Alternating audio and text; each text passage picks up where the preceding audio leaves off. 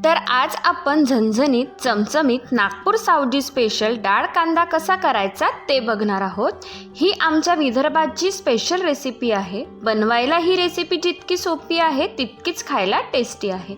चला तर मग रेसिपीला सुरुवात करूया। डाळ कांदा बनवण्यासाठी इथं मी काय काय साहित्य घेतलंय आधी ते सांगते। आता इथे डाळ कांदा म्हटलं तर नावाप्रमाणेच इथे कांदा जास्त घ्यायचा आहे। तर इथं मी 3 मध्यम आकाराचे कांदे बारीक चिरून घेतलेले आहे। अर्धी वाटी चणा डाळ स्वच्छ धुवून तासभर भिजवून ठेवलेली होती, तीच चणा डाळ ही भिजवून डब्बल झालेली आहे। कोथिंबीर, कढीपत्ता, ठेचून घेतलेला लसूण, तेजपत्ता आणि दररोजच्या वापरीतले पावडर मसाले। आता भाजी करायला घेऊया। आपण विदर्भ सावजी पद्धतीचा डाळ कांदा बनवत आहोत, तर तेलाचं प्रमाण जे आहे ते जास्तच घ्यायचं आहे। इथं मी 2 ते 3 मोठे चमचे इतकं तेल घेतलेलं आहे। तेल गरम झालं की आपल्याला अर्धा चमचा जिरं टाकायचं आहे। 7-8 कढीपत्त्याची पाने टाकायची आहे। 2-3 तेजपत्त्याची पाने ते सुद्धा टाकून घ्यायची आहे। आता हे सर्व जिन्नस आपल्याला थोडेसे तेलावर फ्राय करून घ्यायचे आहे आणि नंतर लगेचच इथे बारीक चिरून घेतलेला कांदा टाकून घ्यायचा आहे। कांदा जो आहे तो आपल्याला सॉफ्ट होईपर्यंत परतून घ्यायचा आहे। तर मीडियम टू लो गॅसवर कांदा आपल्याला परतवून घ्यायचा आहे। एकदम मोठा गॅस आपल्याला करायचा नाही आहे। तर 10 मिनिटं तरी हा कांदा परतायला लागतो। कांदा आपल्याला खूप जाडायचा नाही, लालसुद्धा करायचा नाही, फक्त कांदा सॉफ्ट करायचा आहे। बघा कांदा इथे सॉफ्ट झालेला आहे। तुम्ही इथं बघू शकता कांद्याचा थोडासा रंग बदलायला लागलाय। आता आपल्याला यामध्ये लसूण टाकून घ्यायचा आहे। आता हा लसूण 1-2 मिनिटं आपल्याला परतून घ्यायचा आहे, जोपर्यंत ह्याचा कच्चा वास जात नाही तोपर्यंत।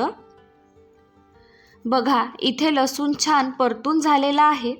आता यामध्ये पावडर मसाले टाकायचे आहे।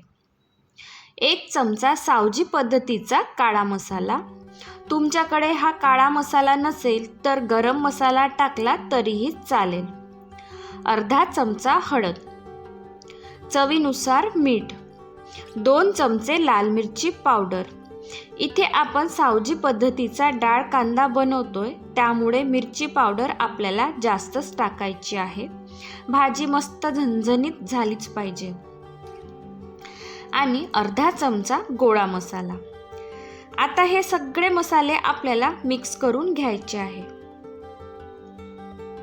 आणि नंतर थोडंसं पाणी टाकून मसाल्याला तेल सुटेपर्यंत परतून घ्यायचं आहे। बघा मसाला छान परतून झालेला आहे। आता यामध्ये आपण जी डाळ भिजवून घेतलेली होती ती टाकायची आहे आणि डाळ सुद्धा आपल्याला व्यवस्थित मसाल्यामध्ये मिक्स करून घ्यायची आहे।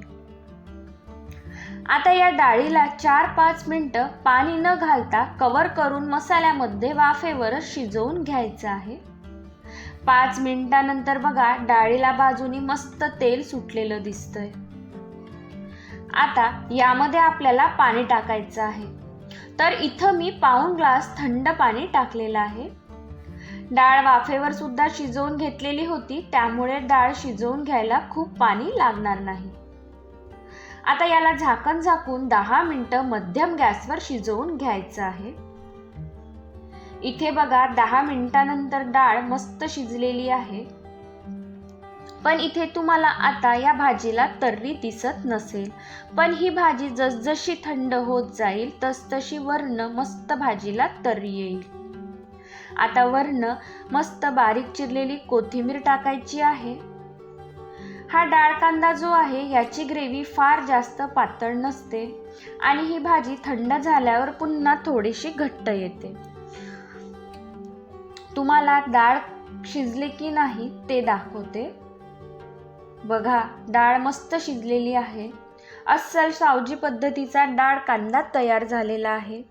इथे मी तेल, तिखट, मसाले जास्त वापरले आहे, कारण हा सावजी पद्धतीचा डाळ कांदा आहे। तुम्ही यामध्ये तुमच्या आवडीनुसार तेल, मसाले टाकू शकता।